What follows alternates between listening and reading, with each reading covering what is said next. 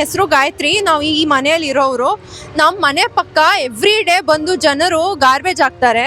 ಒಂದೊಂದ್ಸತಿ BBMPನೂ ಬರಲ್ಲ. ನಮ್ಮ ಮನೆ ಗೇಟ್ ಒಳಗಡೆ ಹಾಕಿದೆ. ನಮ್ಗೆ ಹೆಂಗೆ ಜಿಗುಪ್ಸೆ ಬರುತ್ತೆ.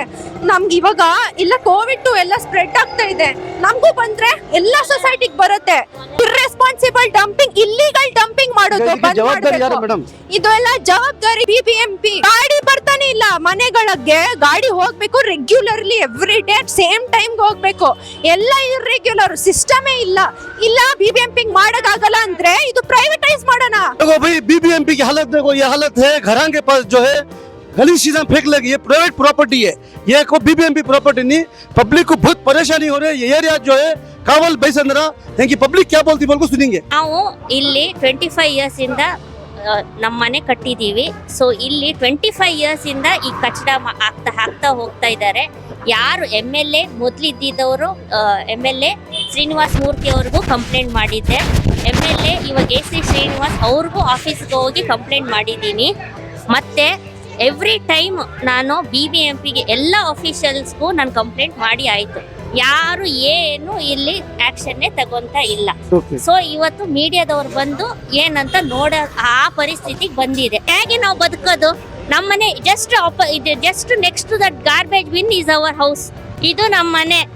ಈ ಮನೆ ಪಕ್ಕದಲ್ಲಿ ಇದು ಅವಸ್ಥೆ ನೋಡಿ ನಾವು ಹೇಗೆ ಬದುಕೋದಿಲ್ಲಿ. ಇದು ನೋಡಿ ಸ್ಲಶ್ಶು. ನಮ್ದು ಗಾಡಿ ತೆಗಿಯಕ್ಕಾಗಲ್ಲ. ಗಾಡಿ ತೆಗೆದ್ರೆ ಸ್ಕಿಡ್ ಆಗುತ್ತೆ. ಅನಿಮಲ್ ವೇಸ್ಟ್ ನೋಡಿ ನಾವು ಹೇಗೆ ಬದುಕೋದಿಲ್ಲಿ. ನಮ್ಮ ಮನೇಲಿ ಒಂದು ಗಾರ್ಬೇಜ್ ನಾವು ಇದು ಮಾಡಲ್ಲ. ಯಾಕಂದ್ರೆ ನಮ್ಮ ಮನೇಲಿ ನಾವು ಫಿಟ್ ಮಾಡ್ಕೊಂಡಿದೀವಿ. ನಂದು M ಫಕ್ರುದ್ದೀನ್. 25 ವರ್ಷದಿಂದ ನಾನು ಇಲ್ಲಿ ಇದೆ. ನಮ್ಮ ಸ್ವಂತ ಮನೆ ಇದೆ ಇಲ್ಲಿ. ಇಲ್ಲಿ ಬಂದು ನೋಡಿದ್ರೆ ಕಸಗಳು ಎಲ್ಲ ಇಲ್ಲಿ ಹಾಕ್ತಾರೆ ಮನೆ ಹತ್ರ. ಆ ವಾಸನೆಗೆ ಮನುಷ್ಯನ್ಗೆ ವಾಮಿಟ್ ಆಗ್ತಿದೆ. ಮನೆಯಲ್ಲಿ ನಡೆಯಕ್ಕೆ ದಾರಿ ಇರೋದಿಲ್ಲ, ವೆಹಿಕಲ್ ಹೋಗಕ್ಕೆ. ಇಲ್ಲಿ BBMP ಇಲ್ಲಿ ಬರೋದಿಲ್ಲ, ಏನಿಲ್ಲ.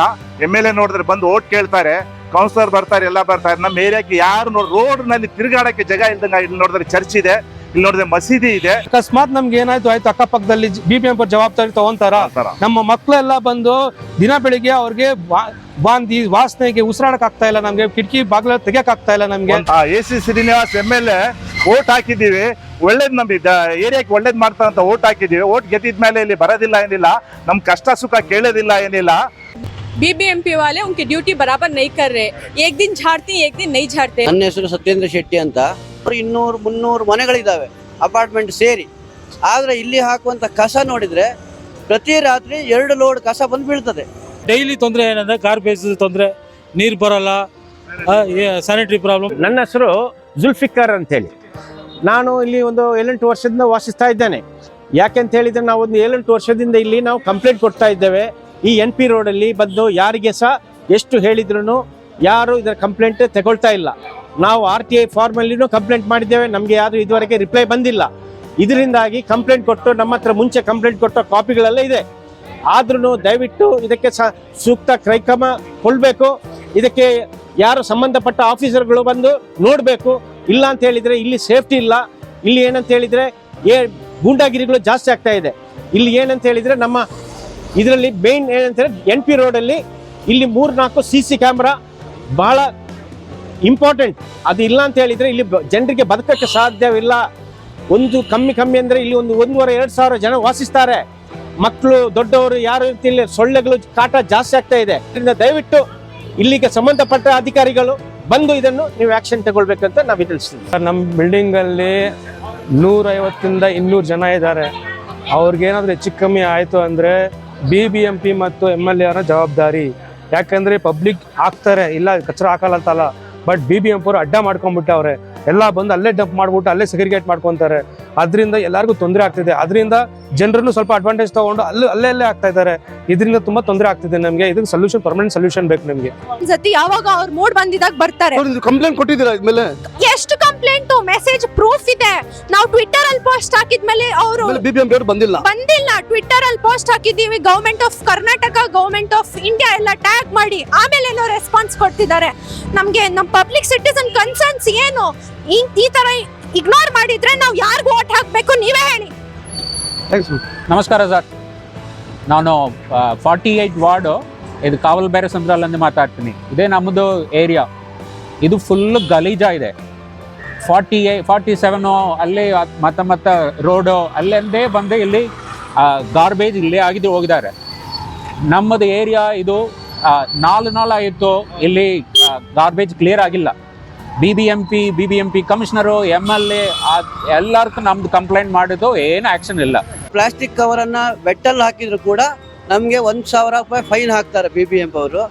ಇಲ್ಲಿ ರೋಡಲ್ಲಿ ಸಾಧಾರಣ 1-2 ಲೋಡ್ ಕಸ ತಂದು ಹಾಕ್ತಾ ಇದ್ದಾರೆ.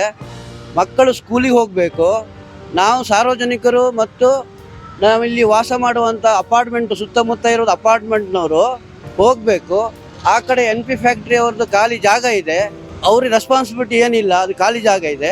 ಈ ಕಡೆ ಮನೆಯವರಿಗೆ ಸಾಧಾರಣ ಒಂದು 100, 200, 300 ಮನೆಗಳಿದ್ದಾವೆ ಅಪಾರ್ಟ್ಮೆಂಟ್ ಸೇರಿ. ಆದರೆ ಇಲ್ಲಿ ಹಾಕುವಂಥ ಕಸ ನೋಡಿದರೆ ಪ್ರತಿ ರಾತ್ರಿ 2 ಲೋಡ್ ಕಸ ಬಂದು ಬೀಳ್ತದೆ.